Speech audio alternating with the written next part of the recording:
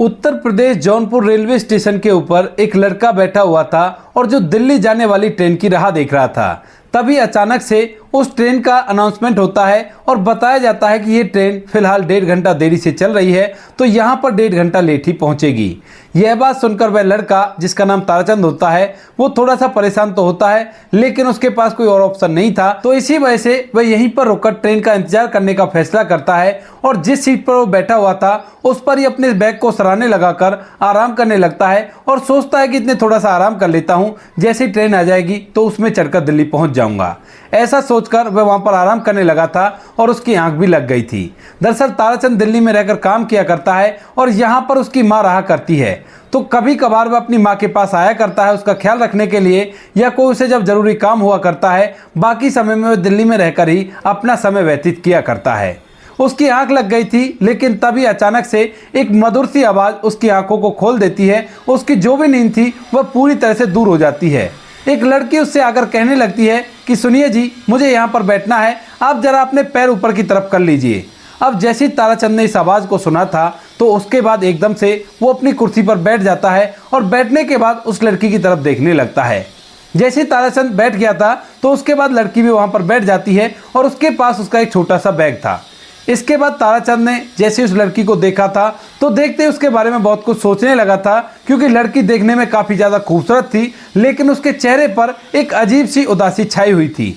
इसके बाद वह लड़की भी साइड में बैठी थी, ताराचंद भी वहाँ पर बैठा हुआ था और वह उससे बात करना चाहता है। बातों का सिलसिला ताराचंद अपनी तरफ से स्टार्ट करता है और पूछने लगता है कि आपको कहाँ पर जाना है।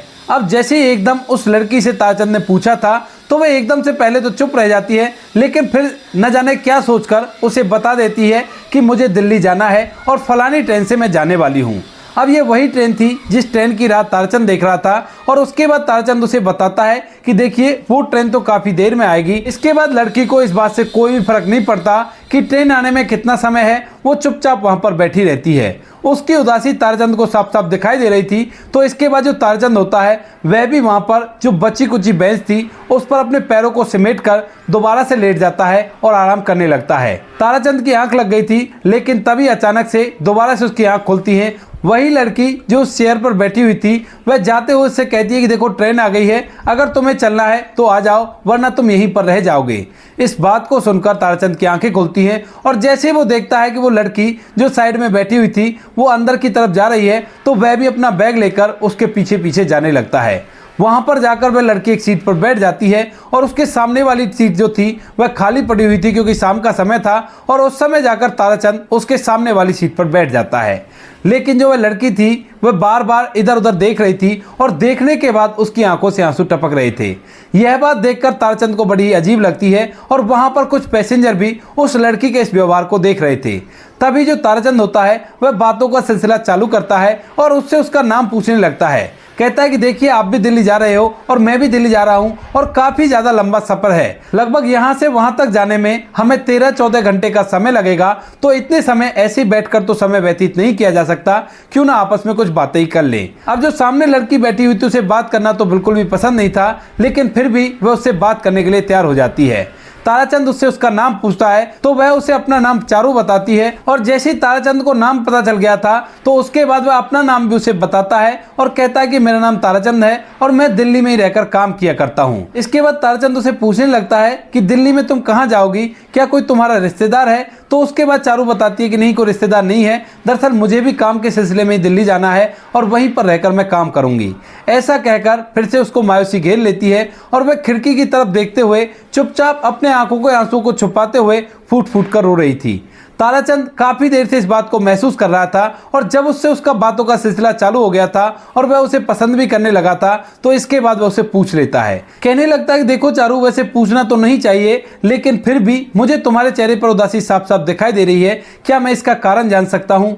वहीं पर एक दो पैसेंजर और बैठे हुए थे जो उस लड़की को बड़ी गौर से देख रहे थे और इन दोनों की बातों पर गौर दे रहे थे। वह भी इस बात को जानने के लिए बड़े इच्छुक होते हैं और इसके बाद जो चारू होती है वह पहले तो ताराचंद की तरफ देखती है और उसके बाद उन पैसेंजरों की तरफ देखती है जो उसकी तरफ देख रहे थे और ये जानना चाहते थे कि ये लड़की इतनी उदास क्यों है। इसके बाद चारू पहले तो मना करती है, लेकिन उसे सहज महसूस कराने के लिए ताराचंद कहता है कि इसी तरह से सफर कटेगा, अगर ऐसे गुमसुम से बैठे रहे तो सफर बहुत लंबा हो जाएगा।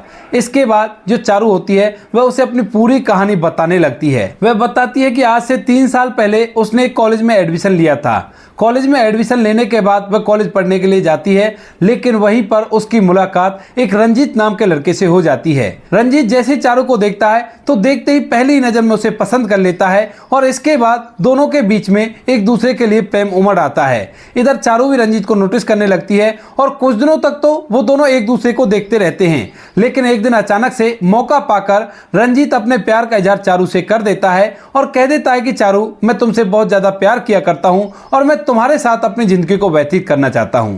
जब चारू ये सुनती है कि उससे प्यार किया करता है और उसी के साथ जिंदगी को व्यतीत करना चाहता है, तो उसके बाद चारू भी उससे अपने प्यार का इजहार कर देती है, क्योंकि अब तक वह समझ रही थी कि कहीं धोखेबाज ना हो, मुझे धोखा देकर मेरी जिंदगी बर्बाद कर दे। लेकिन वह लड़का सही था और वह उससे सच्चा प्यार करने लगा था। इसके बाद जो रंजीत होता है वह चारू के साथ बहुत अच्छा समय व्यतीत करता है और धीरे धीरे उनका ग्रेजुएशन का सेकेंड ईयर भी आ जाता है। लेकिन जैसे ग्रेजुएशन का सेकेंड ईयर आता है तो उसके बाद रंजीत चारू से कहने लगता है कि चारू, अब तो हम दोनों एक दूसरे से शादी करेंगे और अपने जीवन को एक साथ व्यतीत करेंगे। दरअसल रंजीत अपने माता पिता के इकलौता लड़का था और उसके जो माता पिता थे वह उसके लिए इधर-उधर लड़की ढूंढने लगे थे। तभी जो रंजीत होता है चारू से शादी के लिए कहने लगता है और कहता है कि ऐसा करो, तुम भी अपने घर वालों से बात कर लो और मैं भी अपने घर वालों से बात कर लेता हूं। इसके बाद जो रंजीत होता है वह भी अपने घर वालों से बात करता है, तो उसके घर वाले भी शादी से साफ साफ मना कर देते हैं कि इस तरह से हम तुम्हारी लव मैरिज नहीं करने देंगे और तुम्हें तो हमारी मर्जी से शादी करनी होगी। इधर जो चारू है वह भी अपने माता पिता से बात करती है और माता पिता जैसे इस बात को सुनते हैं कि बिटिया लव मैरिज करना चाहती है, तो उसके बाद वो भी इस बात के सख्त खिलाफ हो जाते हैं और उसे साफ साफ मना कर देते हैं। इसके बाद दोनों एक दूसरे को अपने अपने परिवार वालों की सिचुएशन बताते हैं और रंजीत और चारू फैसला करते हैं कि कोई बात नहीं, अगर घर वाले मना कर रहे हैं तो हम दोनों एक दूसरे से घर वालों की इच्छा के खिलाफ शादी करेंगे और शादी करने के बाद घर वाले धीरे धीरे मान ही जाएंगे। ऐसा सोचकर चारू और रंजीत एक मंदिर में जाकर एक दूसरे से शादी कर लेते हैं और उन्होंने कोर्ट मैरिज भी कर ली थी। कोर्ट मैरिज करने के बाद रंजीत और चारू रंजीत के घर पहुंच जाते हैं, लेकिन रंजीत के माता पिता जैसे ही रंजीत को एक लड़की के साथ देखते हैं और देखते हैं कि वो शादी करके आ गया है, तो इसके बाद वो लोग आग बबूला हो जाते हैं और अपने बेटे से चिल्लाने लगते हैं। लेकिन वहीं पर रंजीत अपने माता पिता को अपनी पत्नी से अलग ले जाता है और उनसे कुछ ऐसी बातें कहता है, जिसके बाद वो चारू का अच्छे से स्वागत करके उसे घर के अंदर वेलकम तो कर लेते हैं, लेकिन उनके चेहरे को देखकर लग रहा था कि ये लोग इस शादी से बिल्कुल भी खुश नहीं है। अब रंजीत के घर वाले तो इस शादी के लिए मान गए थे, लेकिन अब चारू के घर वालों का मानना जरूरी था और इसी वजह से चारू बार बार अपने घर वालों से बात करने की कोशिश करती है। लेकिन जैसे ही चारू के घर वालों को यह पता चला था कि बेटी ने एक लड़के से लव मैरिज कर ली है, तो उसके बाद वो बिल्कुल भी उससे बात तक करने के लिए तैयार नहीं होते हैं। और जब चारू अलग अलग नंबरों से फोन करती है तो उसके बाद चारू के पिता एक ही बात कहा करते हैं कि हमारी तरफ से तो हमारी कोई बेटी ही नहीं थी, जो थी तो वो मर चुकी है। ऐसा कहकर चारू के पिता फोन काट दिया करते हैं और इस बात को सोच सोचकर चारू का पति जो रंजीत होता है वह बड़ा ही परेशान होता है। धीरे धीरे समय बीतता और समय के साथ साथ चारू और रंजीत की शादी को लगभग 1.5 साल बीत गए थे और 1.5 साल बाद एक दिन अचानक से फिर जो चारू होती है वह अपने माता पिता को मनाने की कोशिश करती है और उनके पास फोन करती है। लेकिन इस बार भी चारू के माता पिता उससे बात तक करने के लिए तैयार नहीं होते हैं और उससे कह देते हैं कि हमारी तो बेटी मर चुकी है और अगर तुमने बार बार इस तरह से हमें फोन करके परेशान किया तो फिर देख लेना, हमसे बुरा कोई नहीं होगा।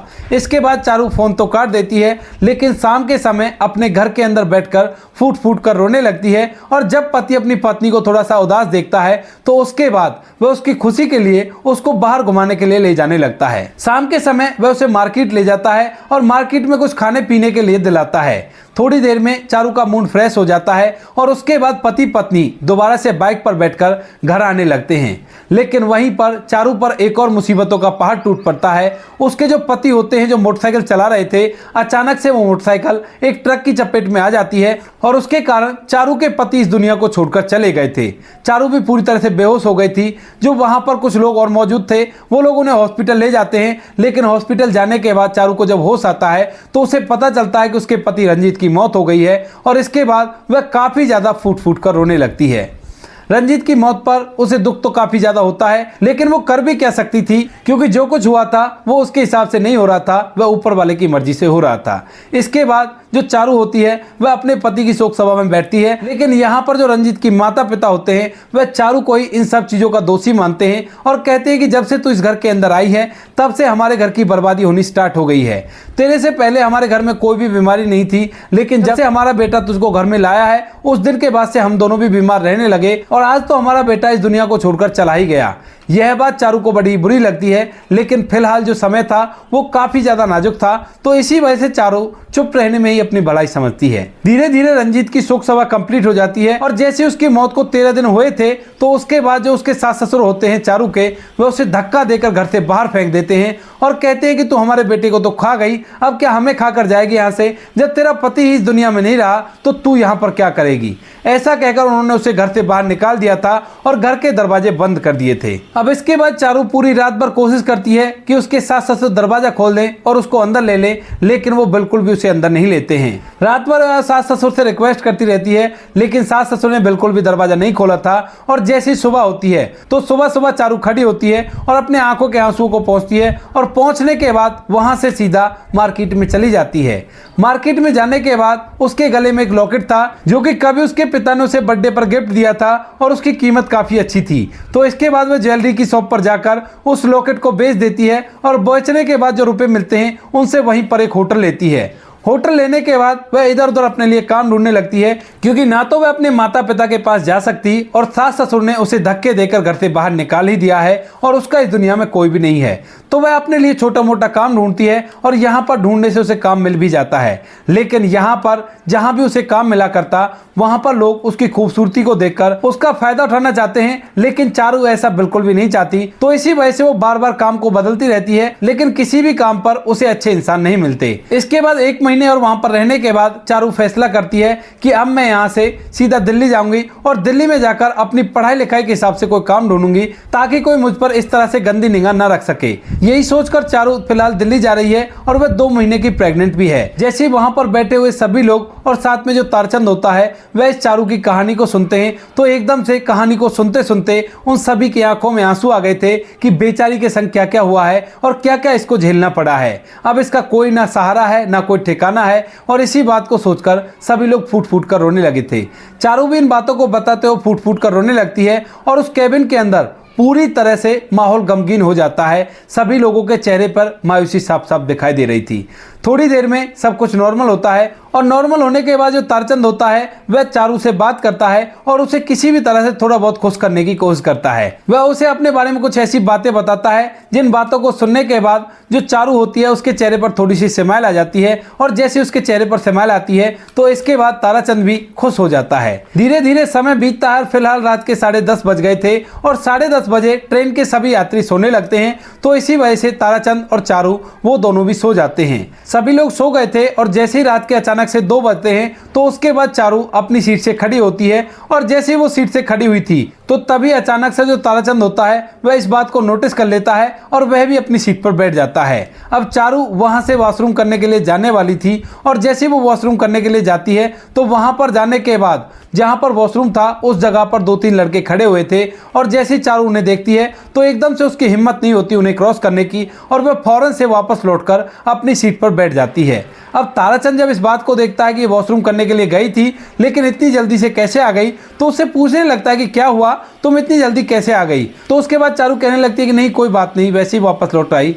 तो इसके बाद जो ताराचंद होता है वह वहां से खड़ा होता है और खड़ा होने के बाद देखने लगता है कि कोई परेशानी तो नहीं, कहीं वहां पर कोई खड़ा तो नहीं है जिसे देखकर ये वापस आ गई। और ताराचंद का शक बिल्कुल यकीन में बदल जाता है जब वहां पर वह 2 लड़कों को खड़े हुए देखता है जो काफी ज्यादा बदमाश दिखाई दे रहे थे।